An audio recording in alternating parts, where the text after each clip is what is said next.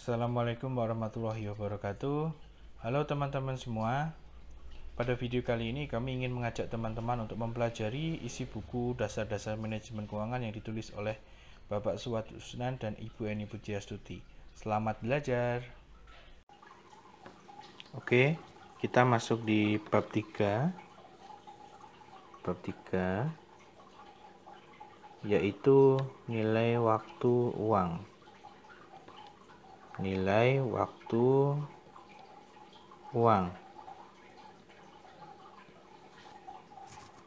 Teman-teman, di konsep nilai waktu uang ini pada bagian pendahuluannya ya, sebenarnya basicnya muncul nilai waktu uang ini karena uang itu selalu turun nilainya dari mulai sekarang sampai yang akan datang. Kenapa kok bisa begitu? Ya, karena begini, kalau kita punya uang kertas, ada uang koin gitu ya, keduanya ini kita gunakan sehari-hari untuk transaksi gitu. Kita gunakan untuk transaksi, untuk apa, beli apa, macam-macam. Tapi tahukah teman-teman sebenarnya, misalnya ini ada uang 100.000 ya, tulisannya 100.000 ya, tulisannya 100.000, itu sebenarnya nilai intrinsiknya itu lebih rendah ya. Saya tulis nilai intrinsik lebih rendah daripada nilai nominalnya. Artinya sebenarnya yang namanya uang itu tidak layak untuk dijadikan bukan dijadikan ya, tapi dianggap seperti sebuah barang karena dia tidak punya nilai intrinsik yang besar. Intrinsik itu apa? Pembuatan uangnya ini, kertas dengan ukuran yang sekian ini, apakah harganya 100.000? Kan tidak ya. Apakah dengan kita membayar 100.000 akan dapat kertas ukurannya segini? Justru tidak. Jadi nilai nominalnya itu akan selalu lebih besar dari intrinsiknya. Maka nilai intrinsiknya yang kecil ini akan membuat dia selalu turun. Ya. Begitu ceritanya. Nah, kemudian kalau dia selalu turun, maknanya apa sebenarnya? Maknanya adalah ketika kita membayar sebuah barang, misalnya beras gitu ya. Beras sekilo hari ini 10.000. Itu tahun depan sudah jadi kita harus mengorbankan beras yang sama, itu adalah 11.000. Jadi pengorbanan kita untuk barang yang sama itu akan lebih besar ya. Pengorbanan kita yang mana? Yang ini ya. Jadi pengorbanan kita lebih besar di tahun yang akan datang ketika terjadi nilai waktu uang atau penurunan nilai waktu uang. Di dalam penurunan nilai waktu uang ini ada dua jenis nilai ya. Yang pertama nilai masa depan dan nilai sekarang. Jadi sebenarnya kedua hal ini adalah dua sisi ya. Jadi yang satu adalah nilai masa depan. Jadi yang akan kita tanyakan adalah di masa depan itu berapa. Sedangkan kalau nilai sekarang tuh yang sekarang ini akan kita dapatkan berapa. Ya, saya akan menggunakan pendekatan garis waktu supaya memahami pemahaman teman-teman terkait dengan nilai waktu uang. Ya, ini saya coret dulu. Jadi saya kasih garis waktu. Misalnya di sini ada 0, di sini ada 5. Ya, di sini 1, 2, 3, 4, ya 5 ini kepanjangan ya, saya tidak bisa gambar. Kemudian kita sekarang berdiri di waktu sekarang ya, gambarnya seperti ini. Nanti yang akan kita tanyakan kalau kita ngomongin future value itu adalah yang sisi ini, yang sisi tahun kelima. Jadi nanti uang 10.000 tadi kalau di tahun kelima itu berapa? Itu yang akan kita coba cari di future value. Jadi misalnya tadi beli beras ya, di sini 10.000. Nanti di sini jadi berapa? Ya. Misalnya ya, nah kita misalnya barang harganya 10.000. Nah, kita mau melihat nilai yang akan datang berapa gitu. Nah, untuk itu rumus yang digunakan adalah future value sama dengan ya present value dikalikan 1 ditambah bunga R dipangkatkan tahunnya. Ya, jadi kalau kita sekarang 10.000 ini tahun kelima berapa?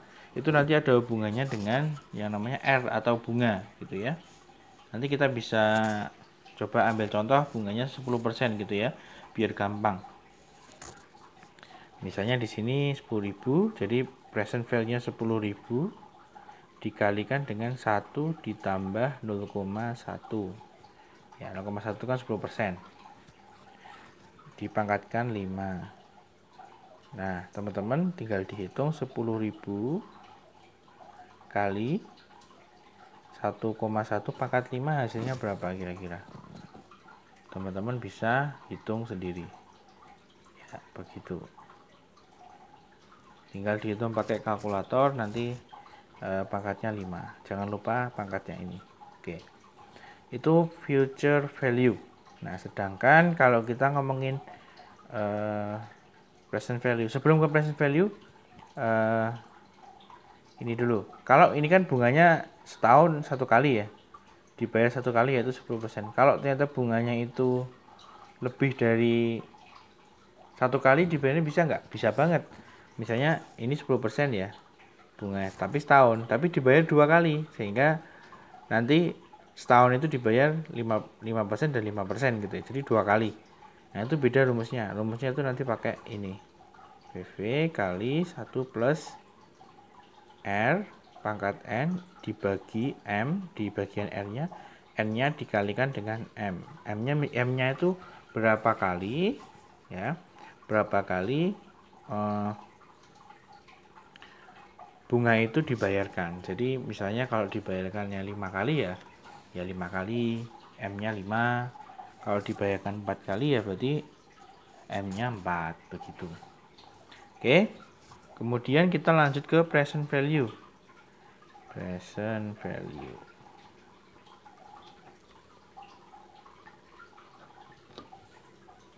Kalau present value berarti maknanya gimana? Nah, maknanya adalah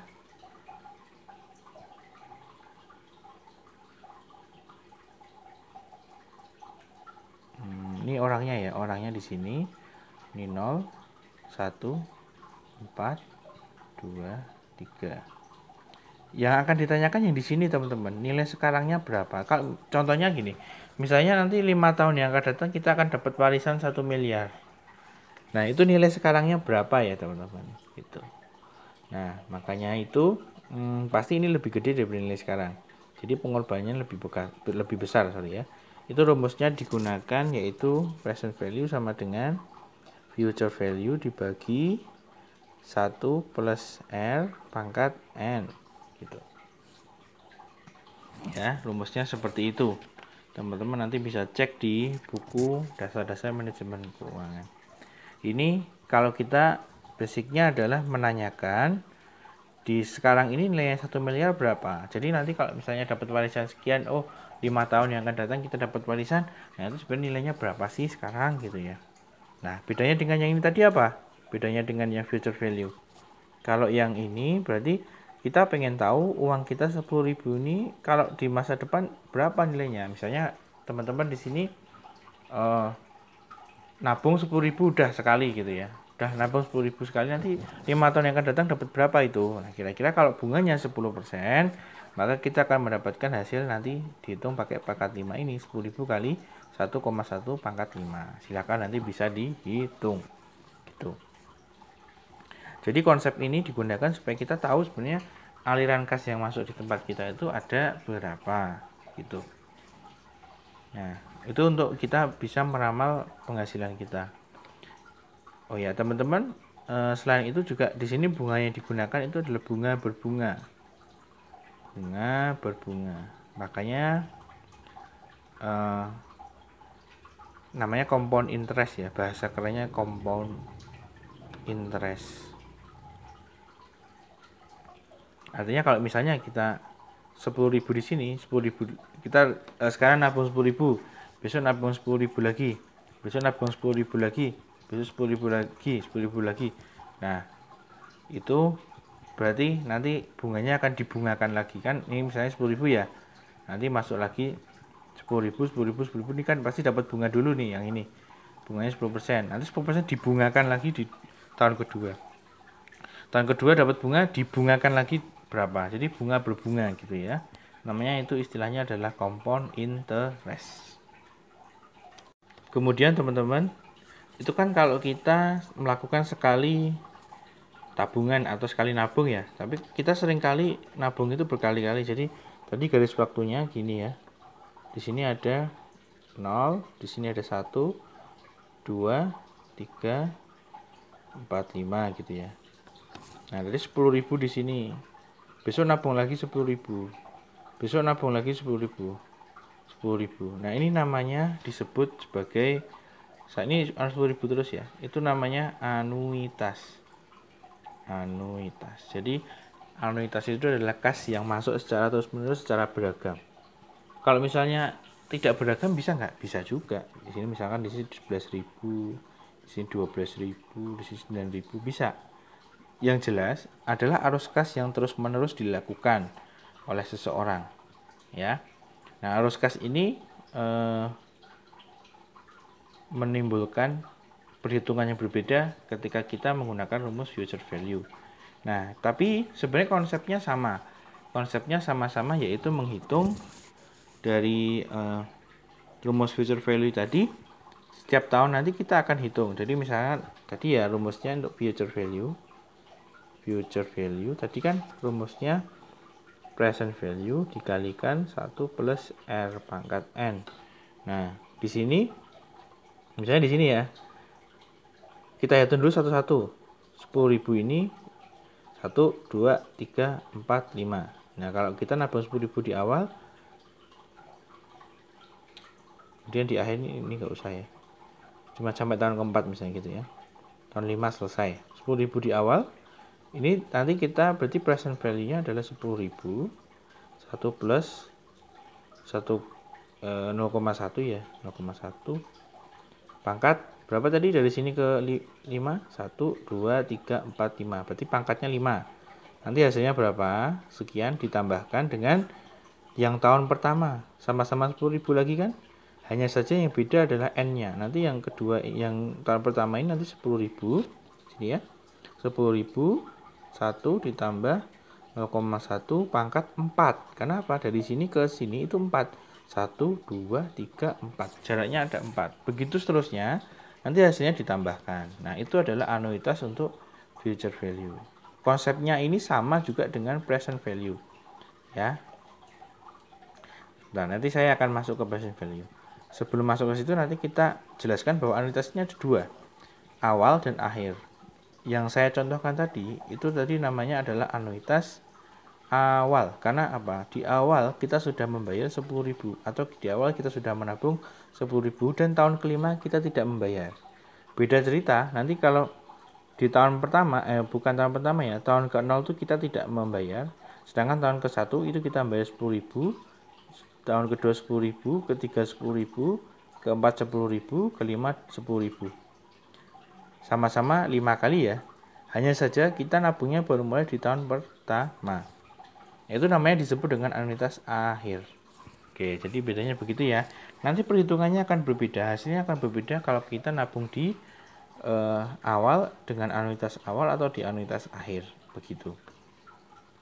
Nah, nanti dari sini ya, dari pemaparan ini yang satu-satu ini ditambah semua sampai tahun kelima, ditambah kemudian hasilnya berapa gitu. Oke. Nah, untuk yang present value, kalau untuk yang present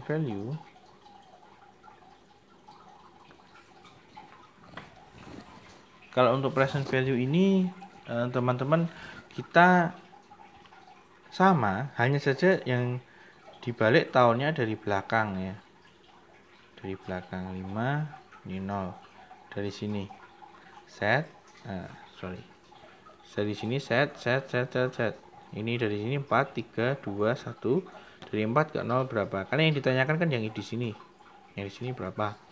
Berarti di sini misalkan 10.000, berarti N-nya nanti 1, 2, 3, 4, 5. N-nya sama dengan 5. Yang keempat berarti N-nya ada 4. Dan lain sebagainya seterusnya sampai ke 0. Ada nggak di situ anuitas awal, anuitas akhir? Ada. Nanti kalau di sini bayarnya adalah 100.000,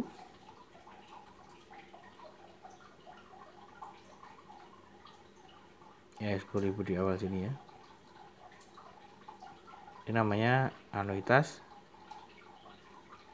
Jadi di sini berarti nggak usah ya, di sini nggak usah. Itu namanya awal akhir ya. Sedangkan tadi sama 10.000 di sini, 10.000 di sini.